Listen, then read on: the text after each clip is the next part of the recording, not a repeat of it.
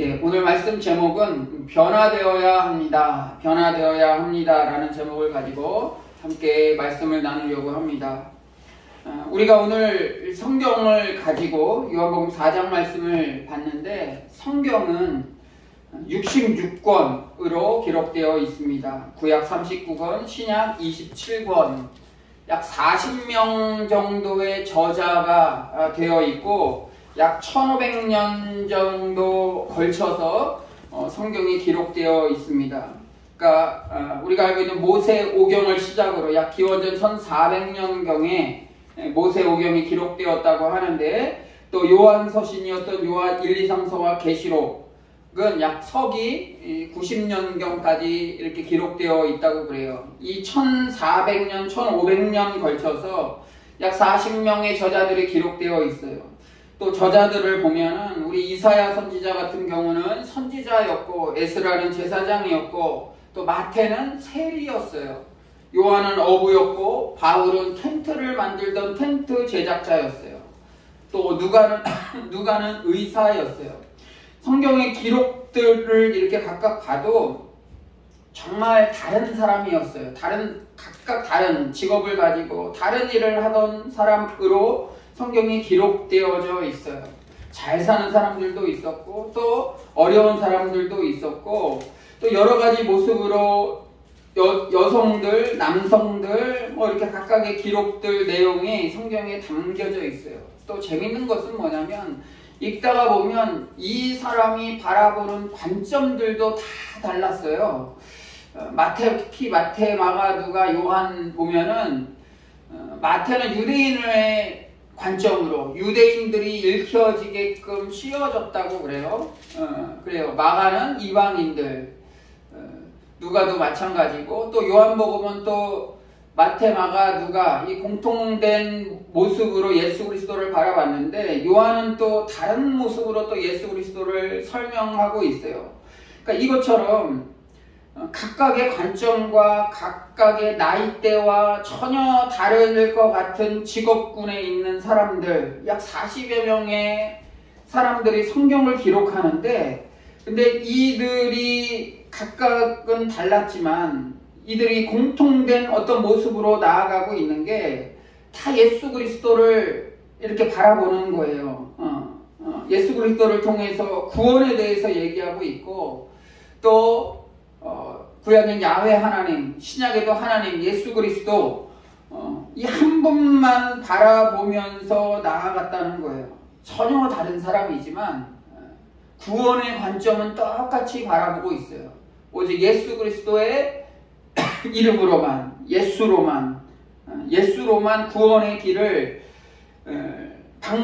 예수로만 구원의 길에 이른다고 그 하나의 방법들을 제시하고 있어요. 참 재미있어요. 우리가 성경을 잘못 읽는 사람들은 한쪽으로 이렇게 치우치게 돼요. 어떤 하나의 관점으로만 보고, 나의 관점으로 바라보지 않는 사람들은 이단시하고 등한시 여겨요. 그러나 성경은 굉장히 넓은 의미의 사람들과 넓은 의미의 관점을 다 포함하고 있어요. 그 관점을 가지고 구원의 방법에 대해서, 예수 그리스도에 대해서 설명하고 있다는 거예요. 성경을 통해서 우리는 답을 찾아야 돼요. 우리나라에서 어떤 잘못을 했을 때 이건 우리 집안의 법칙상으로는 이거 잘못한 거야, 이렇게 얘기할 수 없잖아요. 우리가 어떤 사람이 잘못했을 땐 무엇을 근거로 하냐면 헌법에 나와 있는 그런 법조항들을 가지고 판결을 해요. 판사들이 판결을 해요. 물론 약간의 차이가 있기 때문에 판사와 검사들이 그걸 가지고 이렇게 조율하면서 판결을 내리지만, 판사도 그렇고 변호사도 그렇고 검사도 그렇고 그들이 가지고 있는 것은 법전이에요. 법전에 나와 있는 것을 가지고 판결을 해야 된다는 거예요. 우리 신앙생활하는 우리들도 마찬가지예요. 2000년 전의 사람들과 1000년 전의 사람들과 지금 사는 사람이 각각 성경을 가지고 판결하는 게 아니고, 그때 당시의 상황에 맞게 신앙생활하고 판결을 한다면 이 성경은 아무 의미가 없는 거예요. 지금 이 시대에도 우리가 이 성경을 가지고 신앙의 길을 얘기해야 돼요.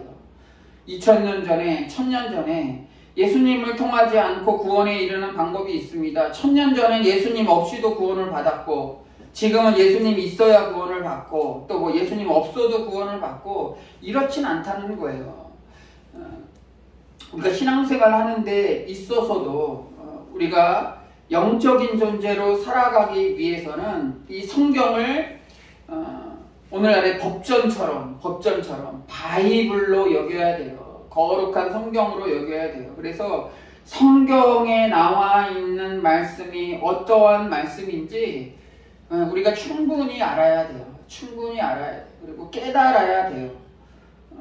오늘 본문 말씀에 나와 있는 27절부터 읽었는데 사실은 이 4장부터 읽어야 돼요. 우리 사마리아 여인, 우물가의 여인 이렇게 아시잖아요. 우물가에서 물길러 왔는데 예수님을 만나서 여러 가지 대화를 통해서 변화받는 그 사마리아 여인에 대한 말씀이 오늘 본문 4장 1절부터 시작이 돼요. 42절까지 이 여인에 대한 기록이 아주 길게 나와 있어요. 그 중에 마지막 부분에 해당하는 27절부터 오늘 본문을 택했어요. 이 수가라 하는 동네의 야곱의 우물에서 일어난 사건을 기록하고 있어요. 한 사마리아 여자가 물을 기르러 왔는데 예수님이 물을 달라고 하죠. 그러자 이 여인은 우리 조상인 야곱이 이 우물을 마셨고 야곱의 가족과 짐승까지도 다 마셨는데 당신이 야곱보다 큽니까? 라고 얘기했을 때 이 물을 마시는 자마다 다시 목마르려니와 내가 주는 물을 마시는 자는 영원히 목마르지 아니하리라 했어요. 영원히 목마르지 아니하리라. 그러면서 이 여인에 대한 상황도 예수님이 말씀하세요. 남편이 5이 있었고 지금 있는 남편도 내 남편이 아니다. 예수님은 다 아시죠. 우리의 모든 것들을 다 아세요. 라고 얘기했어요. 자기의 모든 것을 다 아시는 그 예수님의 모습을 보고 이 여인은 깜짝 놀라게 되죠. 그러면서 예배에 대해서 얘기하고 이런저런 얘기를 해요. 그러면서 우리가 알고 있는 말씀이 있죠. 예배하는 자들은 신령과 진리로 예배할 때가 오라니 곧 이때라. 이 말씀 구절이 있는 절이 바로 요한복음 4장 말씀이에요. 하나님은 영이시니 예배하는 자가 영과 진리로 예배할지어다 라고 고백하는 부분이에요. 이 여인은 예배에 대한 영적인 것에 굉장한 관심을 가지고 있었어요. 굉장한 관심을 가지고 있었어요. 그런데 이 여인의 삶이 아주 순탄하지 않았었기 때문에 낮에 우물가에 이 물을 뜨러와요. 이 우물가가 있는 지역은 유대인들과 겹치지 않는 곳이에요. 유대인들이 잘 오지 않는 곳이에요. 그래서 낮에 잘 안 움직이는데 낮에 물을 뜨러 이 멀리 있는 곳까지 이 사마리아 여인은 물을 뜨러 오는 거예요.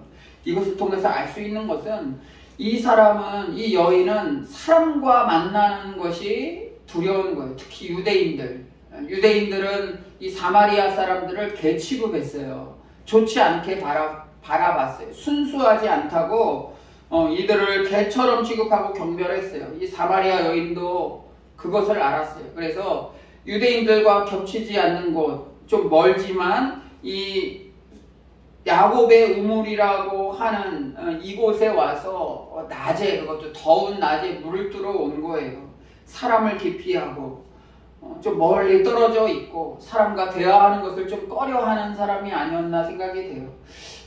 요즘 이 시대에도 그런 사람들 참 많잖아요. 사람과 대화하는데 뭔가 부자연스러워요. 한 20년 전까지만 해도 뭐 잘 몰랐었는데 20년 전에 일본 상황 보면은 일본에 그런 사람들이 굉장히 많다고 그랬어요. 혼자 사는 사람들, 혼자 생활하고 대화 없이 집에서 은둔 생활하는 사람들이 젊은이들 특히 많다고 했는데 지금 우리나라가 똑같이 그렇게 변하고 있어요. 일본 드라마 같은 데 보면은 식당이 다 1인석이에요. 막 도서실처럼 막 이렇게 벽으로 이렇게 나무로 판이 돼 있어요. 그래서 독서실에서 공부하는 것처럼 거기서 식당이 다 그래요. 혼자 밥 먹게 돼 있어요. 거의 다 음식점들이 혼자 다 밥 먹고 혼자 먹는 것이 굉장히 이렇게 자연스럽게 돼요. 저도 아직 혼자 먹는 게 좀 부자연스러운데 우리나라는 같이 하는 문화가 있어서 그런지 좀 이렇게 같이 먹고 그런 것들을 이렇게 좀 많이 즐겨하는 것 같아요. 근데 요즘 젊은이들 위주로 식당에 가보면, 인근에 있는 식당에 가보면 혼자 먹는 사람들도 많고 1인석의 식당들이 참 많이 있더라고요. 개인적으로 이렇게 변하는 것이 아닌가 좀 걱정도 많이 돼요. 그러면서 이 사마리아 여인도 비슷한 상황이었던 것 같아요. 이 비슷한 상황의 여인, 이 여인의 모습이 지금 우리 시대에 많은 사람들이 겪고 있는 여러 가지 문제인 것 같아요. 사람들에게 상처받고 대화하는데 어렵고 좀 앞에 나서서 뭐 하기 어렵고 공동체 생활하는데 좀 어려움을 겪는 것. 교회도 예전에 신방을 많이 갔어요. 신방이라는 것은 목회자가 가서 뭐 이렇게 하는 것도 의미가 있지만 예수님께서 그 마리아랑 마르다 집에 방문하신 것처럼 방문하셔서 같이 식사도 나누시고 대화를 하고 그러면서 같이 함께 하는 거예요. 근데 요즘은 집에 오는 것을 많이 거부한다고 그래요. 신방 같은 거, 속회 같은 것도 예전에는 각각 집에 모여서 각 성마다 모여서 같이 나누고 또 성경 공부하고 삶을 나누고 그런 것이 굉장히 많았는데 요즘은 이제 또 그런 것들을 거부하고 집에 들어오는 것들을 같이 신앙생활하는 사람들조차도 또 목회자가 가서 신방하는 것조차도 이렇게 좀 거부하는 사람들이 많이 있어요. 물론 삶의 환경과 지금의 여러 가지 숨기고 싶은 어떤 그런 것들이 있어서 그런데 좀 넓은 의미로 좀 마가의 다락방처럼, 마가의 다락방은 기도의 장소였잖아요. 그곳에서 120명의 성도들이 모여서 함께 기도했다는 것은 기도의 장소로도 유명하지만 이 마가의 다락방이 많은 기도하는 사람들을 위해서 오픈한 거예요. 기도원이 아니었어요. 어떤 성당이나 회당이 아니었어요. 그냥 마가의 다락방과 같은 거예요. 자기의 집에 있는 넓은 공간이었는데 그곳을 오픈한 거예요. 오픈했을 때 큰 역사가 일어나잖아요. 자꾸 뭔가 이 사마리아 여인과 같이 자꾸 숨기는 시대에 우리가 살고 있는데 좀 넓게 펼칠 필요가 있지 않나 그런 생각들을 하게 됩니다. 하여간 예수님과 대화를 하면서 이 여인은 마음을 활짝 열게 돼요. 당시 유대인이라고 생각했던 이 예수님이 먼저 말을 거는 것도 이상하지만 대화를 계속하는 것도 이상하고 이 사람이 또 메시아가 아닌가 하는 생각이 들 정도로 자신에 대해서 너무나 잘 아는 거예요. 그래서 자기의 마음을 비춘 거예요. 영적인 것을 가지고 어떻게 보면 예수님과 대화하는 거예요. 예배에 대해서 대화했어요. 그래서 4장 25절 보니까 메시아 곧 그리스도라 하는 이가 오실 줄을 내가 아노니 그가 오시면 모든 것을 우리에게 알려주시리이다 할 때 예수께서 말씀하세요. 내가 그라. 이게 뭐예요? 내가 메시아고 그리스도라고 이 여인에게 자신을 드러내는 거예요. 그러면서 오늘 본문이 시작되는 거예요. 이때에 내가 메시아라고 예수님이 이 여인에게 말씀하셨을 때에 제자들이 돌아와서 여자와 말씀하시는 것을 이상히 여겼으나 무엇을 구하나이까 어찌하여 그와 말씀하시나이까 묻는 자가 없더라 그랬어요. 이 여인은 변화됐잖아요. 이 여인이 변화됐는데 어떻게 이 한 여인 꽉 막혀 있었던 이 여인이 변화되었을까 보면은 제가 지금까지 말씀드렸던 것처럼 예수님을 만났을 때예요. 예수님을 만난 사람들은 계속 이렇게 입이 계속해요. 내가 내성적이고 성격이 발랄하고 내가 부자고 가난하고가 중요한 게 아니고 예수님을 만나면 우리의 입이 트여지게 돼 있어요. 우리의 입이 열려지게 돼 있다는 거예요. 예수님을 왕으로 모신 사람은 날마다 삶이 새로워진다는 거예요. 계속 뭔가 하고 싶어지는 거예요. 얘기하고 싶어진다는 거예요. 그래서 이 여인이 예수님께 만나고 메시아라는 확신이 듣고 나아가서 했던 행동이 뭐냐면 28절에 보니까 여자가 물동이를 걸어두고, 제가 주보에 붉은 글씨로 이렇게 했는데, 물동이를 버려뒀다는 건 뭐냐면 자기가 먹고 살기 위해서 매일같이 이렇게 물을 뜨러 다녔잖아요. 물을 뜨러 다녔는데 그것을 버렸다는 건 뭐냐면 내가 이제 나의 삶을 위해서 나의 그냥 이 일상적인 것들을 다 내려놓겠다는 거예요. 그게 중요하다는 것이 아니에요. 그게 중요하다는 것이 아니에요. 이제 중요한 게 바뀌었다라는 거예요. 변화되었다는 거예요. 변화되었다는 거예요. 그러면서 이 여인이 동네로 들어가서 사람들에게 이뤘다고 그래요. 이르되, 말하되예요. 말하되. 이 내성적인 것 같기도 하고 사람들과 얘기하기 꺼려하던 이 사람이 동네에 들어가서 사람들에게 얘기하기 시작된 거예요. 그러면서 29절 보시면 내가 행한 모든 일을 내게 말한 사람을 와서 보라. 이는 그리스도가 아니냐 하면서 예수 그리스도를 증거하기 시작하는 거예요. 위축돼 있는 것 같고 혼자 있는 것 같고 대화하기 꺼려하는 것 같고 자꾸 뭔가 이렇게 숨기려고 했던 이 여인이 예수님을 만나자마자 바뀐 거예요. 초점이 바뀐 거예요. 자기가 가장 중요하게 생각했던 것, 물이 필요하잖아요. 물동이를 버려뒀다는 것에 대해서 이 관심사항이 바뀐 거예요. 내가 지금 관심 있는 것은 이건데 예수 그리스도를 만났더니 예수 그리스도가 나의 관심으로 바뀌는 거예요. 그러면서 이 여인은 변화되기 시작했어요. 변화되기 시작했어요. 사람들에게 가서 계속해서 얘기하기 시작했어요. 메시아가 아니냐, 그리스도가 아니냐라고 얘기하는 거예요. 이게 뭐냐면 예수님 만난 사람들은 기쁨이 넘치는 거예요. 기쁨이 넘치는 거예요. 뭐 잘 살고 뭐하고 뭐 복권에 맞아서 기쁜 게 아니고 예수님을 만났다는 것 자체로 기쁨을 누리는 거예요. 예수님을 만나서 너무나 기뻐요. 아, 이제 내가 부자 되겠구나. 내가 이제 돈이 많이 생겼구나. 아, 예수님을 만났더니 이제 내 앞길이 아주 평탄하고 기도하는 것마다 다 이렇게 응답되겠구나. 그게 아니고 예수님을 만난 것 자체로 기쁨을 느낀다는 거예요. 그래서 그 기쁨을 사람들한테 전하는 거예요. 그랬더니 어떠한 결과가 나오냐면 그들이 동네에서 나와 예수께로 나오더라 그랬어요. 우리가 뭐 전도하자 그러는데 가서 이렇게 증거하는 것도 중요한데 우리의 모습을 통해서 나아가는 거예요. 뭐 삶을 예배로 드립니다. 뭐 삶의 예배자. 우리 주일날 한번 와서 1시간 드리는 이 예배를 통해서 주여 믿습니다 하는 것이 아니고 이 자리는 그냥 함께 모여서 드리는 공적 예배예요.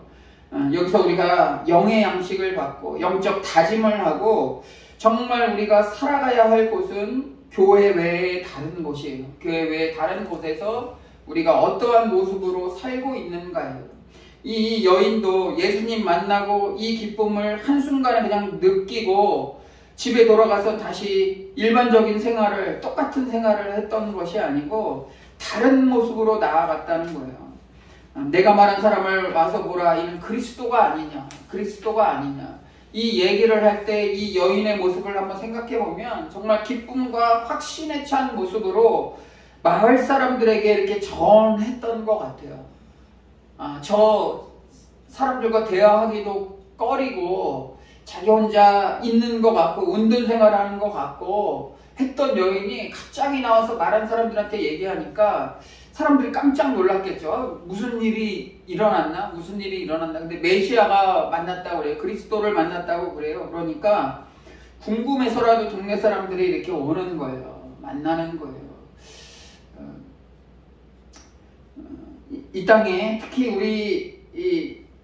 우리 기독교인들이 1980년, 90년 이후로 이제 성장의 시기가 멈췄다 그래요.